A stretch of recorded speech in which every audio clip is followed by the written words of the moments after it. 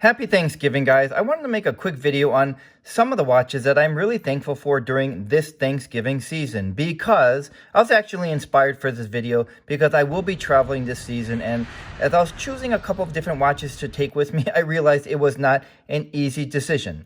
So let's start with some of the watches that I was deciding which ones to take with me. I'm not going to take them all, but a couple of them, starting with the new Parallel Evo. And I know the Parallel is really known for their oscillator action, the double rotors, which is not the reason that I am really fond of this watch. So here it just activates at the turn of our wrist, and it stops when our motion stops. So it is not a dizzying effect. So the double rotors on the front and on the back.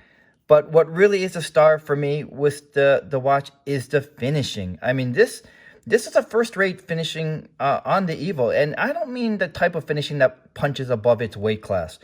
I'm talking about any class. I mean, the polished or the brushed finishing on this is very reminiscent of Audemars Piguet's Royal Oak. It is that good, and great details, attention to details here with the polished accents around the lugs, around the case, around the bezel, and of course the bracelet.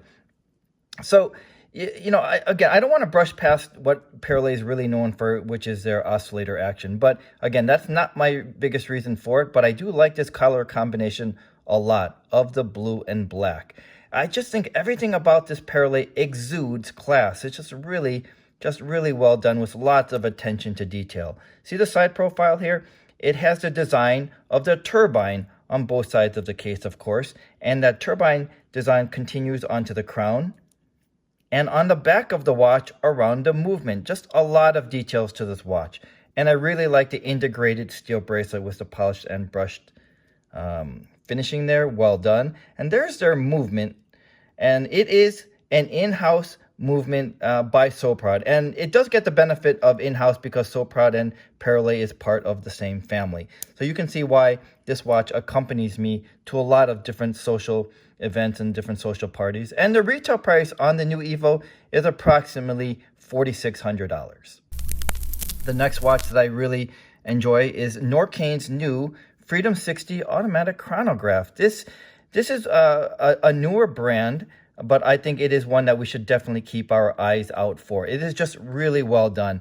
And it has a Breitling connection because the director of sales for about 10 years, Ben Kufer, is part of the Norkane group, along with Ted Schneider, whose family owned Breitling for about 30 years. And Ted sits on the board of directors for Norkane. So this is with a group that knows what they're doing. And I just raved about the finishing on Parallels, and I could do the same with this Norkane. You can tell that the people behind this brand just knows what they are doing. I really like this reverse panda dial a lot. And you see the date window? It is black in the background with the white digit. So just another great touch by Norkane. Great applied markers, just really tastefully done. Everything about this. So here we're going to see the side plate where it says Norkane. That is removable, and it can also say whatever we want on it. Norkane will engrave it with what they call our life moments.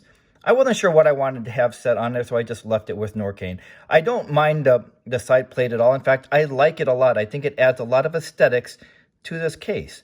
Really nice pushers here, a nice leather strap, and the movement is the ETA 7753. And the price of this one is about $3,700. Is that expensive for a newer brand? Well, there is a saying that says we have to pay, there is a price to pay for quality. I'll leave it at that. I won't go beyond that, but this is just a really well-made watch. I think when you hold it and experience this watch in person, and hopefully it comes across that way on camera, you're going to see just how well made this watch, inside and out.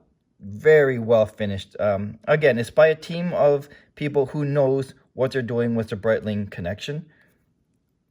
The next watch is my Grand Seiko. This gets a lot of play. It travels with me a lot. It is sort of an under-the-radar watch. I mean, when people look at the watch, you're looking across the top here where it says Seiko. They're not assuming that's a Grand Seiko, but it still gets as much attention from eyes as any other watch, and that's because I think they are surprised that this is just a Seiko in their eyes, because this is just a beautiful, beautiful watch. This is the SBGR 61, and there is the movement back there. So this gets a lot of action by me, especially for traveling, because to me, it's not gaudy. It's just so well done. I adore everything about this Grand Seiko.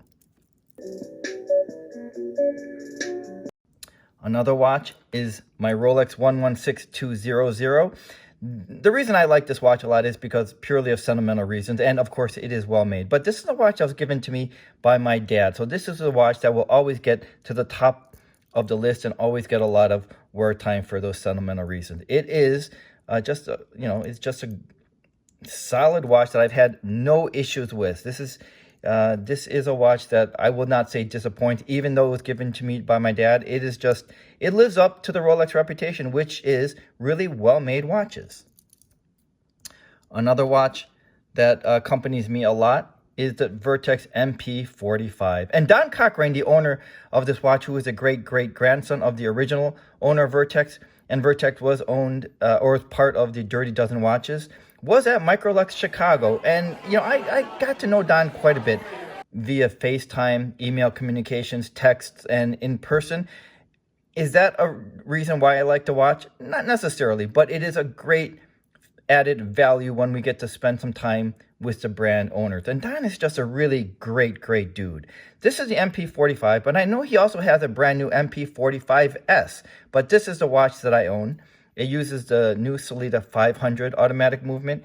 It is a mono pusher, and I just think this case is just very aesthetically done. And I just got done talking about the great finishes on Paralays and Norcanes, and I could also and will say the same about Vertex, even though I might sound like a broken record.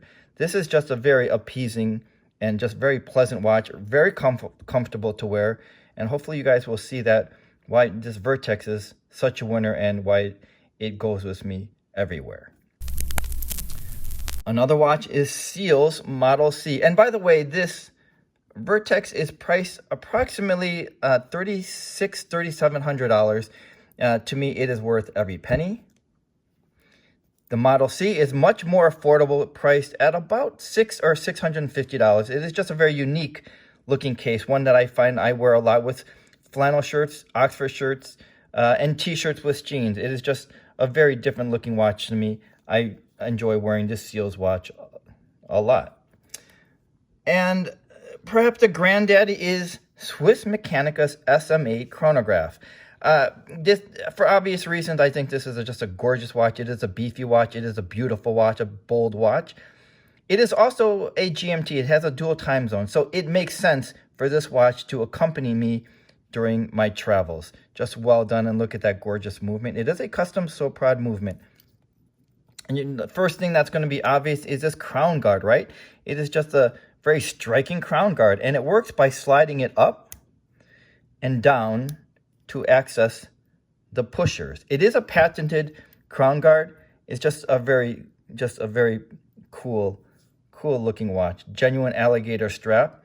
So this watch just gets a lot of wear with me. It just is a bold watch. It's not a watch that is under the radar. Certainly not like when I wear my Grand Seiko. This watch stands out a lot. It gets a lot of compliments and attention, while my Grand Seiko gets a lot of stares. I do enjoy this watch just a lot. And this is a very expensive watch. This is approximately $16,000 for it. But, again, if there is a theme about this video, it's the finishing. I mean, you look at the finishing on this watch. It is just, again, first rate. And I'm sorry if I keep saying that, but it's true. And that's a large reason of why I like these watches and why I want these watches accompanying me all the time. So these are a lot of the watches that I'm not going to travel with all of them. I'm not sure which ones I will yet. I have a feeling that the Paralay will accompany me. The Grand Seiko will accompany me. Just a lot of different choices. And I think I'm going to also make a holiday video or a Christmas video where I will recommend certain watches in certain price categories. But in the meantime, these are some of the watches that will accompany me during my Thanksgiving travels. And I hope you all have safe travels too if you're traveling. And thanks for joining me, and I'll see you the next time.